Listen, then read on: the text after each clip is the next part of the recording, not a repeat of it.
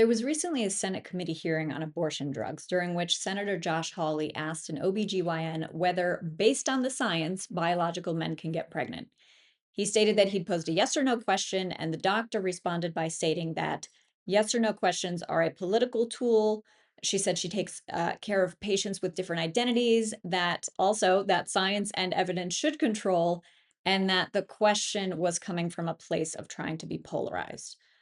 The issue in this Senate hearing and in the larger conversation about transgender women in women's spaces like women's sports teams, women's restrooms, women's prisons, the issue is really terminology rather than substance. To make an argument about ethics, we have to use words, and those words have to have a meaning. The 5 minute exchange between the senator and the doctor started and ended really in the same place because they were both working from different definitions of the term man. One was using the term as biological gender, and the other was using it as gender identity. So a lot of people would argue that the definition of biological man, it's set, and we don't need to revisit it. We don't need to redefine it.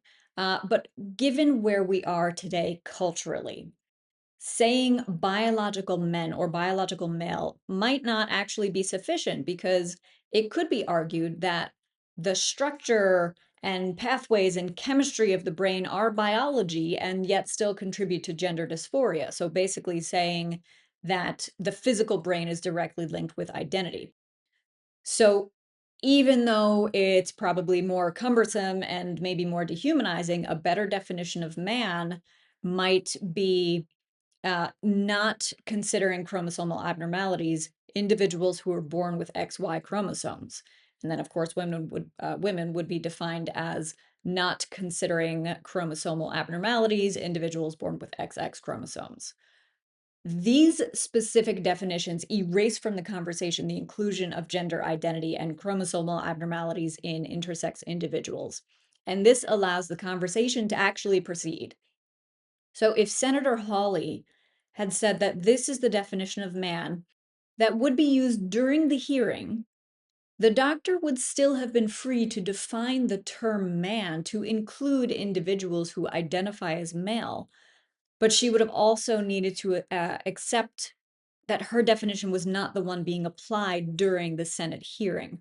Words, yes, they can have multiple meanings, but the second meaning about gender identity is not what was at issue.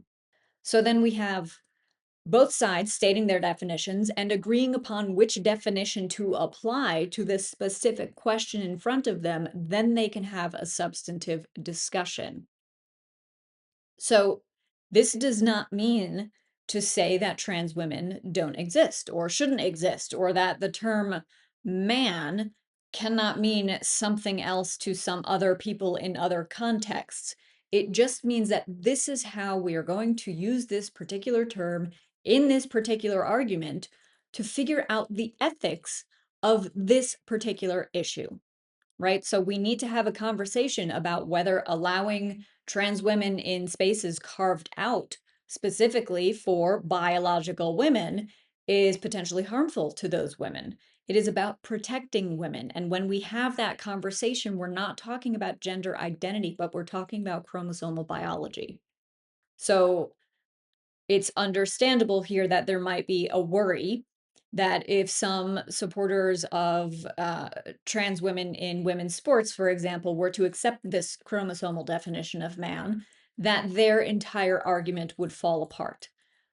But they have actually previously argued that there are no physical advantages that biological men have over women. So then they need to support that argument with science, right? Show us the science that says that. And if the facts don't support that position, why do they hold that opinion? Just because they want it to be true? If they can't come up with an argument that supports the participation of trans women in sports, maybe a more productive thing to do would be to say, okay, here are some other ways that we can be inclusive without infringing upon others' rights. And here are some ethical reasons to be inclusive, right? This is an ethical question. We can point to science and use it to support our arguments, but ultimately it's about what should be done given the facts. And if we're stuck arguing about science, we're never going to get to the ethical part, which is actually the important part that could make a difference in people's lives.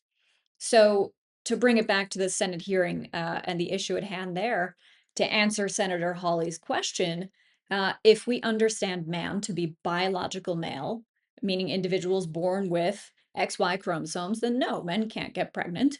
But if we understand man to mean transgender men, meaning individuals born with XX chromosomes, then the answer is possibly because they're biologically women, but it would take into a lot of other into consideration other factors such as has the physical transition begun hormonally, etc.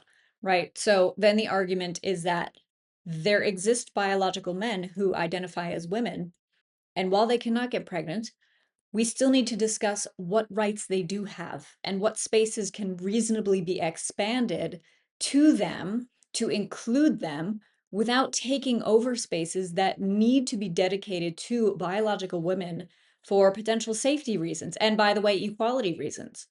We can all point to specific individual cases that might show maybe, for example, a biological woman who can deadlift more than a transgender woman. Okay, great.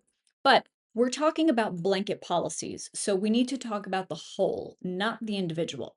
We have to get past this language issue. And if we can't, there's no point in trying to have a conversation. And that would mean that there's no progress that can be made. And that actually hurts transgender women.